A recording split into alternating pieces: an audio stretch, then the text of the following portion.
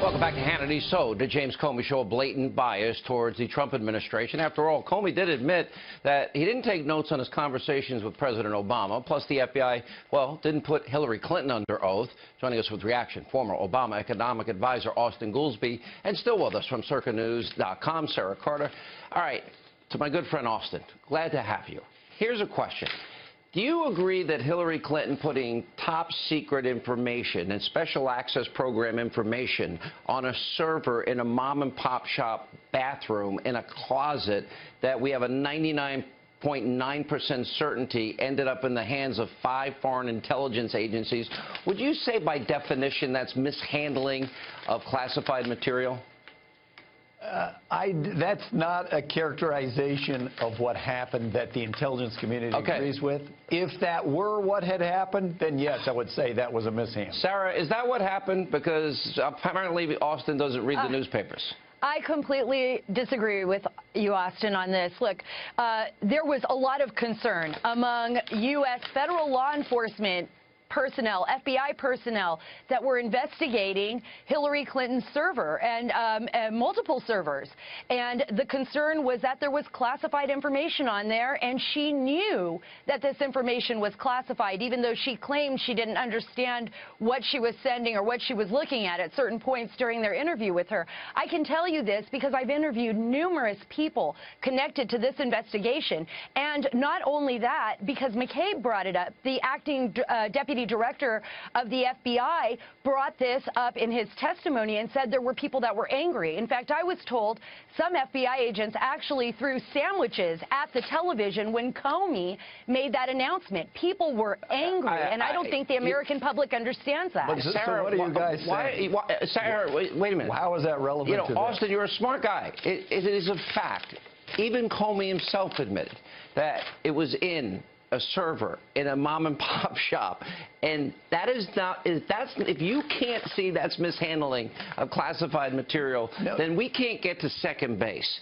And if we can't get to second base, I can't ask you about the double standard. I've never said. I said from the beginning, and my impression was that Hillary Clinton herself said that she made a mistake and she should not have handled her email in that way. Mishandling is actually called a felony where under federal law. But wait, the President of the United States, according to Comey, explicitly asked the law enforcement, Jeff Sessions, to go out of the room so he could be alone with them, and asked him to shut down an investigation. Sean, yeah, I mean, look, there's concern here. You're innocent until proven guilty, and if you're running an investigation and you believe that you have evidence against somebody, you don't leak it out. This appeared to be a concerted effort by people within the intelligence community and federal law enforcement who did not like Trump to leak these things out and put him in a public sphere where the administration was then strangled by these news reports day in and day out, and they still are, and they were trying to fight against untruths.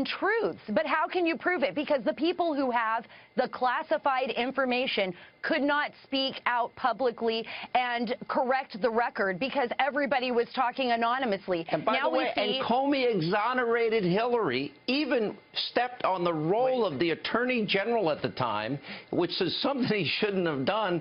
But he tells Trump privately, well, we're not investigating you. And Trump said, can you tell the public? Can you tell the American people? Because they're believing the black helicopter lies in the media. Now, all right, that Austin, part, because I'm look, such a on both of those counts, on Sarah's count and your count, I agree with that. The leaking of information, that is illegal. It shouldn't exist. And if he's privately your friend Obama set it up one thing and he won't say that publicly, I could see why he'd be upset. But this Comey letter, this is not a leak. This is his sworn testimony before Congress.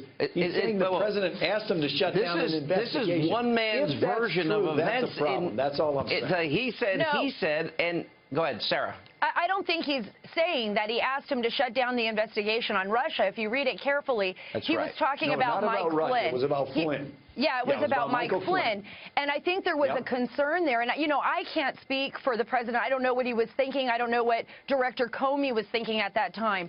But you can see clearly in Director Comey's testimony that he did tell him on 3 times, you know, that he is not under direct investigation. He also, you know, I think that the president isn't as aware of how things operate here in Washington, D.C. And, you know, he was concerned actually about Flynn. I don't think that it was a nefarious move. Yeah, but he's not allowed to do that. I got to add one thing. We got to go. But I will say one thing. The law, but he can't break it, even if he's ignorant. He broke no law. There's no. I don't know that that's true, Sean. If he asked the head of the FBI to shut down an investigation, that would be excuse me, you're dead wrong. And if he wait a minute, and if he did, then that means Comey, by not reporting it, would have committed 2 felonies because he had a legal obligation to immediately tell the Justice Department. You're wrong on the law. I want this not to be true. Our country is in for a very Comey is saying it's not true. If it's true.